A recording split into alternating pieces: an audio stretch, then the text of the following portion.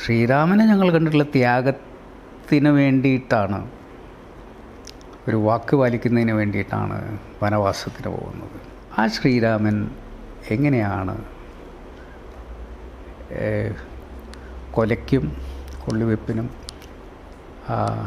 വംശീയ ഉന്മൂലനത്തിനും വേണ്ടി ഉപയോഗിക്കപ്പെടുന്നത് എന്നുള്ളതാണ് ഇന്ത്യയിലെ വിശ്വാസികൾ ആലോചിക്കേണ്ട കാര്യം. ശ്രീരാമൻ എന്ന് പറയുന്നത്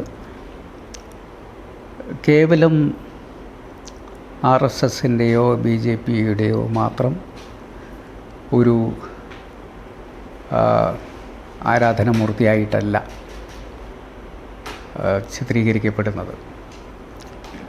അതുകൊണ്ട് മുസ്ലിം ലീഗ് എടുത്തിട്ടുള്ള നിലപാട് ഇന്ത്യയിലെ വിശ്വാസികളെ വ്രണപ്പെടുത്തുന്ന ഒരു കാര്യത്തിൽ മുസ്ലിം ലീഗ് ഇടപെടുന്നില്ല. കാരണം കോടതി വിധിയെ ഇന്ത്യയിലുള്ള എല്ലാ മുസ്ലിങ്ങളും അംഗീകരിച്ച സാഹചര്യത്തിൽ നമുക്കതൊരു വിധിയാണ്, നമ്മുടെ ഇന്ത്യയിലെ ന്യൂനപക്ഷങ്ങളുടെ ഒരു വിധിയാണ്. ആ വിധിയെ മറികടക്കാൻ എന്താണ് ചെയ്യേണ്ടത് എന്നാണ് എല്ലാവരും പറയുന്നത്. അത് ഞങ്ങൾക്ക് കിട്ടേണ്ട ഒരു ഉത്തരമാണ്. എന്താണ് അതിൽ ഞങ്ങൾ ചെയ്യേണ്ടത്? അവിടെ വീണ്ടും നമ്മൾ ഒരു ബാബരി മസ്ജിദ് പുനർനിർമ്മിക്കുന്നതിന് വേണ്ടിയിട്ടുള്ള ഒരു നടപടിയുമായി മുന്നോട്ട് പോകാൻ പറ്റുമോ ഇന്ത്യയിൽ? ഇങ്ങനെ ഒരു നിയമവ്യവസ്ഥിതിയുടെ ഭാഗമായി അവിടെ ഒരു ക്ഷേത്രം പണിയാമെന്ന് പറഞ്ഞ സാഹചര്യത്തിൽ മുസ്ലിം കമ്മ്യൂണിറ്റി ഇന്ത്യയിൽ എന്താണ് ചെയ്യേണ്ടത്? ഈ ചോദ്യമാണ് നമുക്ക് ചോദിക്കാനുള്ളത്. അവിടെ മുസ്ലിം ലീഗ് എടുത്തിട്ടുള്ള നിലപാട് അതാണ്. സാദിഖ് അലി തങ്ങൾക്കെതിരെ സാദിഖ് അലി തങ്ങൾ പറഞ്ഞിട്ടുള്ള ആ പ്രസംഗത്തിൻ്റെ ആദ്യത്തെ ഭാഗവും അവസാനത്തെ ഭാഗവും വിച്ഛേദിച്ചിട്ടാണ് ഇത് പുറത്തു വന്നിട്ടുള്ളത്. അദ്ദേഹം അതിൻ്റെ തൊട്ട് മുമ്പ് പ്ലേസ് ഓഫ് വർഷിപ്പ് ആക്റ്റുമായി ബന്ധപ്പെട്ടുള്ള വിഷയങ്ങൾ പറയുന്നുണ്ട്. അന്ന് ആ ആക്ട് വരുന്ന സമയത്ത് നിലവിൽ നിൽക്കുന്ന കേസിന് അത് ബാധകമല്ല എന്ന് പറയുന്ന ഒരു ക്ലോസും ഉണ്ട്. അതുകൊണ്ട് അത് ബാബരി മസ്ജിദ് എന്ന് പറയുന്ന ഒരു വിഷയം അന്ന് കോടതി വിഷയമായതുകൊണ്ട് തന്നെ, കാരണം ഇതിൻ്റെ കമൻസ്മെൻറ്റ് ഇത് 91 വരുന്നത്, കമൻസ്മെൻറ്റിന് മുന്നേ നടക്കുന്ന കേസ് എന്നുള്ള രീതിയിൽ അതിനെ അവർ എക്സ്ക്ലൂഡ് ചെയ്തിട്ടുണ്ടായിരുന്നു. പക്ഷേ ഇപ്പം എന്താണ് നടക്കുന്നതെന്ന് വെച്ച് കഴിഞ്ഞാൽ ഓരോ വിഷയത്തിലും ഈ RSS അല്ലെങ്കിൽ സംഘ് പരിവാർ പുതിയ പുതിയ ന്യായങ്ങളുമായിട്ട് വരികയാണ്. താജ്മഹൽ തേജ് മഹലായി ക്ഷേത്രമാണെന്ന് പറയുന്നു, ഗ്യാൻവാപി മസ്ജിദുമായി ബന്ധപ്പെട്ടിട്ട്. അപ്പോൾ അത് അവിടുത്തെ ഒരു പ്രാദേശികമായിട്ടുള്ള പിരിഞ്ഞു പോകാൻ നിൽക്കുന്ന ഒരു ജഡ്ജ് ഒരു വിധിയും കൊടുത്തിട്ട് പോവുക. അത് വീണ്ടും പിന്നെ മേൽക്കോടതികളിലേക്ക് വന്നിട്ടുണ്ട്. പക്ഷെ അവിടെ മുസ്ലിം ലീഗ് എടുത്തിട്ടുള്ള നിലപാടെന്ന് വെച്ച് കഴിഞ്ഞാൽ ഈ ഒരു നിയമം കൊണ്ടുവരുന്നതിൽ വലിയ പങ്ക് വഹിച്ചിട്ടുള്ള ഒരു പ്രസ്ഥാനം തന്നെയാണല്ലോ മുസ്ലിം ലീഗ്. മനാത്തുവാലയൊക്കെയുള്ള സമയത്താണല്ലോ. അതെന്താണെന്ന് വെച്ച് കഴിഞ്ഞാൽ എല്ലാറ്റിലും തർക്കങ്ങൾ വരാം. അത് സിനഗോഗിൽ വരാം, ക്ഷേത്രത്തിൽ വരാം, ചർച്ചിൽ വരാം, അതൊക്കെ അതിൽ എഴുതി ചേർത്തിട്ടുണ്ട്. മാത്രമല്ല ഇനിയൊരു ഇതുപോലെ ഏതെങ്കിലും കയ്യേറ്റങ്ങൾ നടന്നു കഴിഞ്ഞാൽ ഓഗസ്റ്റ് 15 ശേഷം ഉള്ള സ്റ്റാറ്റസ് കോ നിലനിൽക്കണം എന്ന് പറയുന്ന ഒരു സാഹചര്യത്തിൽ വേറെ ആരെങ്കിലും അതിൽ കയറി ഇനി പ്രശ്നങ്ങൾ ഉണ്ടാക്കുകയാണെങ്കിൽ അവർക്ക് 3 വർഷം വരെ തടവ് ശിക്ഷ വരെ പറഞ്ഞിട്ടുണ്ട്. അങ്ങനൊരു നിയമം നമ്മുടെ മുന്നിലുണ്ട്.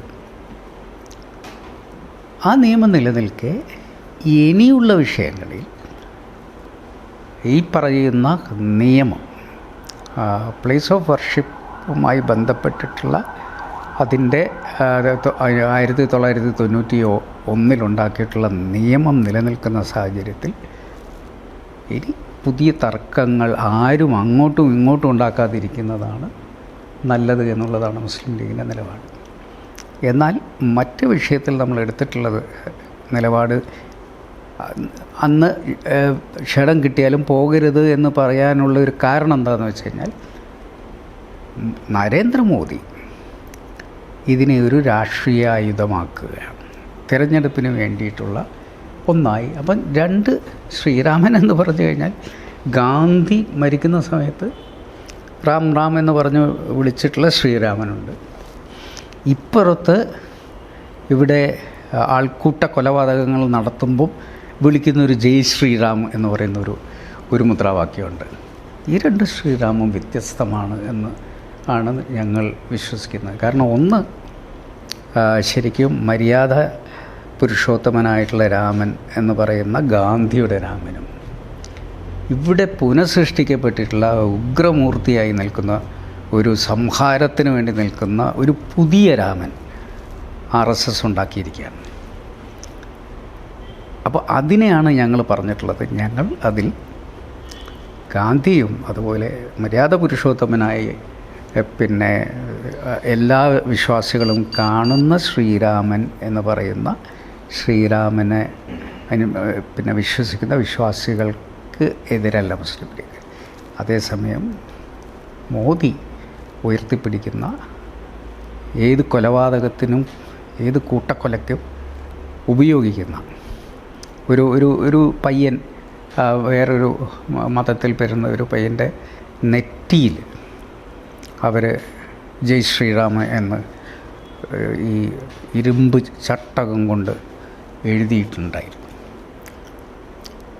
അതൊക്കെയാണ് ശ്രീരാമൻ ഉള്ള ചോദ്യമാണ് ഞങ്ങൾ ചോദിക്കുന്നത്. കാരണം ശ്രീരാമനെ ഞങ്ങൾ കണ്ടിട്ടുള്ള ത്യാഗത്തിന് വേണ്ടിയിട്ടാണ്, ഒരു വാക്ക് പാലിക്കുന്നതിന് വേണ്ടിയിട്ടാണ് വനവാസത്തിന് പോകുന്നത്.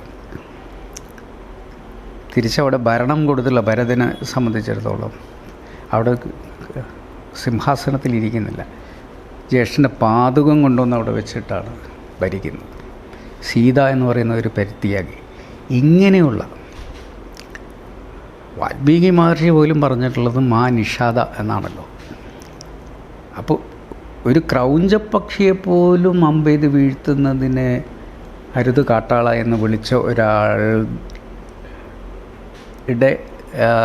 സൃഷ്ടിയിൽ വന്നിട്ടുള്ള ശ്രീരാമൻ, ആ ശ്രീരാമൻ എങ്ങനെയാണ്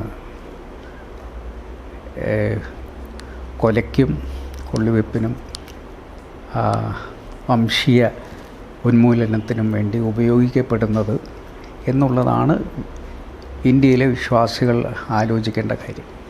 ഇപ്പോൾ പറഞ്ഞ റാം റാം എന്നുള്ള കൺസെപ്റ്റ് എന്നുള്ള രാമനും പിന്നെ ഇപ്പോൾ വിശ്വഹിന്ദു പരിഷത്തോ അല്ലെങ്കിൽ സംഘപരിവാറോ പറയുന്ന ജയ് ശ്രീറാമും രണ്ടാണ് തീർച്ചയായും. പക്ഷെ സാദിഖ് അലി തങ്ങളുടെ ആ സമയത്ത് ഒരു സ്റ്റേറ്റ്മെന്റ്, പ്രത്യേകിച്ചും രാമൻ ഒരു എല്ലാവർക്കും എല്ലാവരെയും ഒത്തിണക്കുന്ന അല്ലെങ്കിൽ എല്ലാവരും അപ്രീഷിയേറ്റ് ചെയ്യുന്ന ഒരു സിമ്പലാണ് എന്ന ഒരു മെസ്സേജ് കൊടുക്കുന്നത് സ്വാഭാവികമായിട്ടും ഈ ഒരു പൊളിറ്റിക്കൽ സിനാറിയോയിൽ ലീഗിൻ്റെ ഒരു അല്ല, അതാണ് ഞാൻ പറഞ്ഞത്.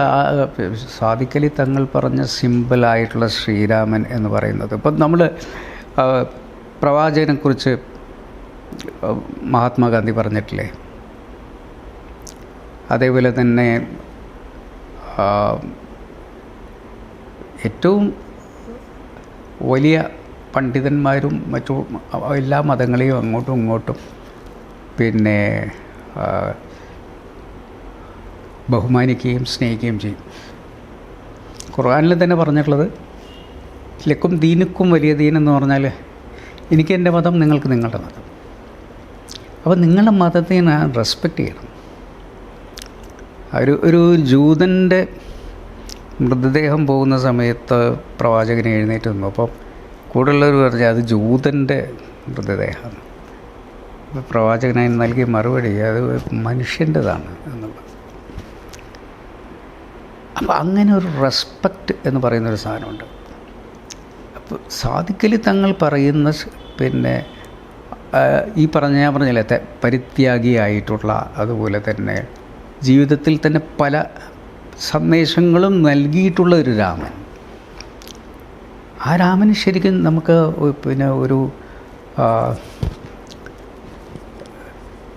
മറ്റു മതങ്ങളുമായി ഒരു സ്പർദ്ധയിൽ നിൽക്കേണ്ട ഒരു ഫിഗർ അല്ല എന്നുള്ളതാണ് ബോധ്യപ്പെടുത്തുന്നത്. പക്ഷേ അതിൻ്റെ ചോദ്യം ഈ ഒരു പൊളിറ്റിക്കൽ കോണ്ടെക്സ്റ്റിൽ സാദിഖലി തങ്ങൾ പൊളിറ്റിക്കൽ കോണ്ടെക്സ്റ്റ് എന്ന് പറയുന്നത് ചെയ്യില്ലേ ലീഗിന്റെ ഒരു അതല്ല, അത് ഞാൻ പറയുന്നത് ലീഗിൻ്റെ നിലപാട് ലീഗാണല്ലോ തീരുമാനിക്കേണ്ടത്. ലീഗിന് മറ്റുള്ളവർ ഡിക്റ്റേറ്റ് ചെയ്യുന്ന നിലപാടിനനുസരിച്ച് നിൽക്കുകയാണെങ്കിൽ പിന്നെ ലീഗ് എന്ന് പറയുന്ന പ്രസ്ഥാനവും മറ്റു പ്രസ്ഥാനവും തമ്മിൽ വ്യത്യാസമൊന്നുമില്ലല്ലോ. ലീഗ് എന്നും എടുത്തിട്ടുള്ള ഒരു നിലപാട് എന്താണെന്ന് വെച്ച് കഴിഞ്ഞാൽ മറ്റ് മതങ്ങളെ ഒരിക്കലും സ്പർദ്ധയോടെ കാണരുത് എന്നുള്ള. സത്യത്തിൽ എന്തായിരുന്നു സാദിഖലി തങ്ങൾ പറയേണ്ടിയിരുന്നത്? ഈ ശ്രീരാമൻ എന്ന് പറയുന്നത് രാജ്യത്തിൻ്റെ ഒരു ഡിവിസീവ് ഫോഴ്സാണെന്നാണോ ഈ മുഹൂർത്തത്തിൽ പറയേണ്ടത്? ശ്രീരാമക്ഷേത്രമുണ്ടാക്കി പൂർത്തീകരിക്കുന്നതിന് മുമ്പ് അവിടെ പ്രാണപ്രതിഷ്ഠ നടത്തിയ BJPയെ നമുക്ക് ആ അർത്ഥത്തിൽ വിമർശിക്കുകയും ചെയ്യാം. പിന്നെ അതിനെ ശങ്കരാചാര്യന്മാർ അടക്കം അതിനെ എതിർക്കുകയും ചെയ്തിട്ടുണ്ട്.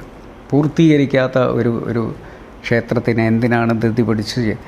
അതെല്ലാം സാദിഖലി തങ്ങൾ ചോദിച്ചിട്ടുണ്ട്. പൊളിറ്റിക്കൽ ക്വസ്റ്റ്യൻസും മുഴുവൻ ചോദിച്ചിട്ടുണ്ട്. അതിൻ്റെ അപ്പുറത്തും ഇപ്പുറത്തും മുറിച്ച് കളഞ്ഞതാണ്. പൊളിറ്റിക്കൽ ക്വസ്റ്റ്യൻസ് ചോദിച്ചതിന് മറുപടി പറഞ്ഞുകൊണ്ട് എന്നാൽ ശ്രീരാമൻ എന്ന് പറയുന്നത് BJPയുടേതല്ല, അത് ഇന്ത്യയിലെ ശ്രീരാമനിൽ വിശ്വാസം അർപ്പിച്ചിട്ടുള്ള വിശ്വാസികളുടേതാണ്. അതുകൊണ്ട് ആ വിശ്വാസികളുടെ ശ്രീരാമനെ ഞങ്ങൾ ദ്രോഹിക്കാനോ അല്ലെങ്കിൽ കുറ്റം പറയാനോ ഇല്ല എന്ന് മാത്രമാണ് സാദിഖലി തങ്ങളുടെ മെസ്സേജ്. ആ മെസ്സേജിനെ ഇപ്പോൾ ഇവിടെ തന്നെ വളരെ തീവ്രമായി ഇതിനെ കൊണ്ടുപോകണമെന്ന് ആഗ്രഹിക്കുന്ന മുസ്ലിം കമ്മ്യൂണിറ്റിയിലെയും ആളുകളുണ്ട്. അവർക്കൊന്നും ഹൈജാക്ക് ചെയ്ത് കൊണ്ടുപോകാൻ പറ്റുന്ന രീതിയിൽ ഈ പാർട്ടിക്ക് നിന്ന് കൊടുക്കാൻ പറ്റില്ലല്ലോ.